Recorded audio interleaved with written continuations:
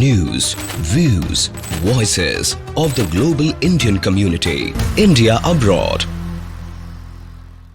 હું ગોળબાડ ગામ અને માંગરોળ અને જિલ્લો સુરત હું છેલ્લા 2018-19થી પ્રાકૃતિક ખેતી કરું છું, જેમાં શરૂઆતમાં મેં મરચાં, રીંગણ, તુવેર, ચોળી, ગુવાર અને 4 વર્ષમાં શાકભાજી, ભીંડા, ચણા અને આપણે ડાંગર, મગફળી અને ધાણા, પાલક, મેથી વાવું છું 4 વર્ષથી, જેમાં મને વર્ષે 2 થી 2.5 લાખ રૂપિયાનો નફો મળે છે. હવે પ્રાકૃતિક ખેતી કરવામાં 2015-16માં શરૂઆત કરી ત્યારે અમે બીજા એપીએસ જોડે જોઈન્ટ હતા, એમાં હું પ્રોડક્ટ ડાયરેક્ટર તરીકે નિમણૂક થયેલો.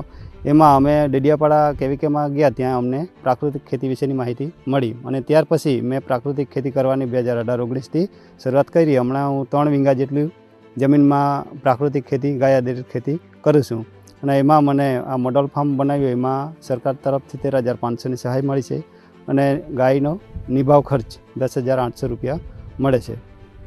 મોડલ ફાર્મમાં અમે આંબા રોપ્યા છે, જેમાં કેસર, લંગડો, રાજાપુરી અને તોતાપુરી.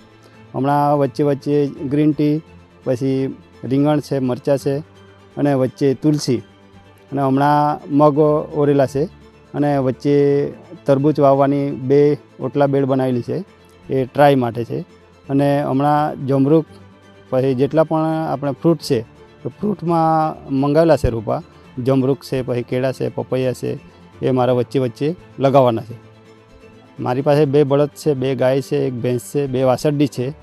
એમનું જે અહીંયા મારે બાજુમાં 500 મીટરની આજુબાજુમાં જ છે ગીર ગૌશાળા, ત્યાંથી હું ગોબર અને ગૌમૂત્ર, દૂધ બધું મને ત્યાંથી મળી રહે છે.